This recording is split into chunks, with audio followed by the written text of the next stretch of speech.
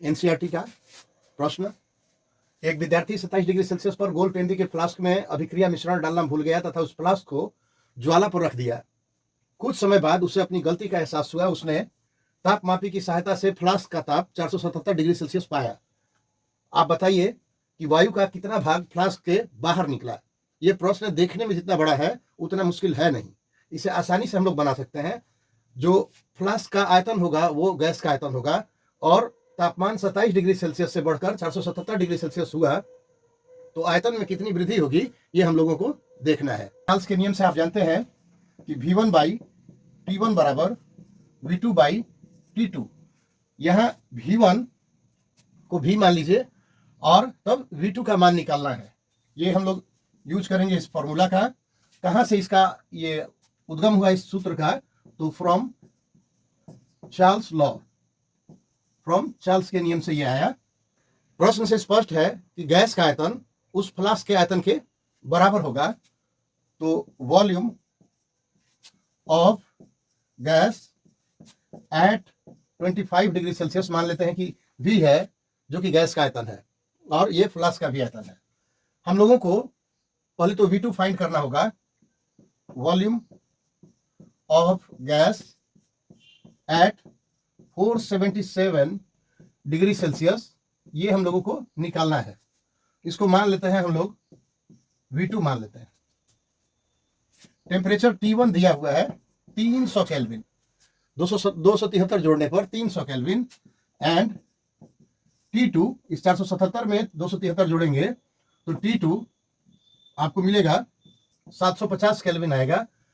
477 में 273 जोड़ने पर तब V1 बाई T1 बराबर V2 बाई T2 से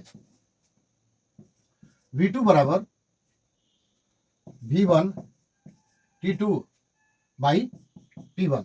यहां सब मान रखेंगे अगर हम लोग तो V1 को V ले लिए हैं और T2 है आपका 750 केल्विन, T1 है 300 केल्विन। केल्विन केल्विन कट जाएगा और आपका ये जो V2 है वो 2.5 V के बराबर आएगा।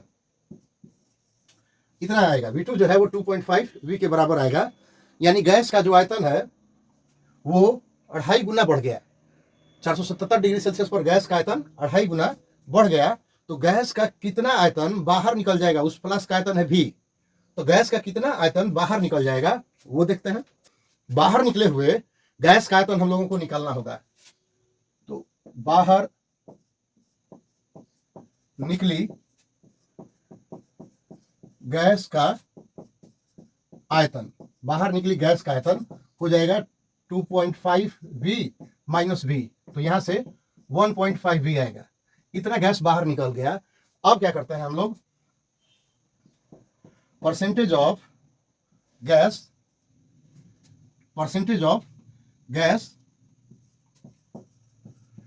escape और removed from फ्लास्क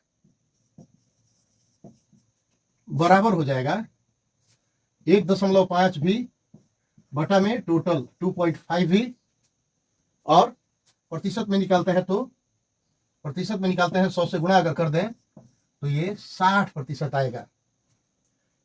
60% गैस उस फ्लास्क से बाहर निकल जाएगी 477 डिग्री सेल्सियस तापमान तक गर्म करने पर।